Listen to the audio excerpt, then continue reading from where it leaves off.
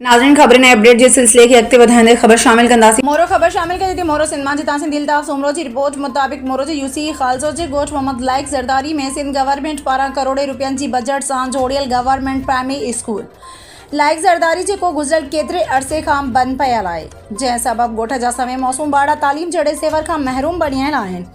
ॻोठवासी बख्शल ज़रदारी, हाजी रमज़ान ज़रदारी, शहर अली सफ़र बिरोई ऐं ॿियनि पंहिंजे मौसूम ॿारनि सां गॾिजी एहतजाज कंदे चयो आहे त डिस्ट्रिक्ट एजुकेशन ऑफिसर पारां school SEMIS code number 11, 16, 69, 71, 8 school खोलियो वियो हुयो, जंहिंमें कुझु ॾींहं उस्ताद पिणु मुक़ररु किया विया, मगर जॾहिं खां बायोमेट्रिक सिस्टम शुरू कयो वियो उन ॾींहं खां स्कूल अंदरि को बि उस्ताद मुक़ररु नाहे कयो वियो,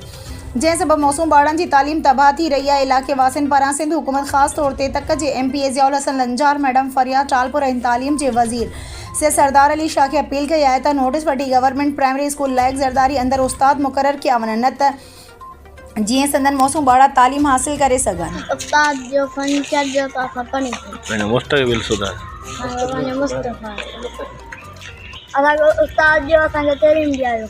असांखे फर्नीचर ॾिनो हुई, असांखे हिकिड़ो ई माना ख़ाली खोखो करे ॾिनो हुयो। असांजी अपील आहे सिंध गवर्नमेंट खे त असांजो सेमिस कोड आहे इहो बहाल कयो वञे।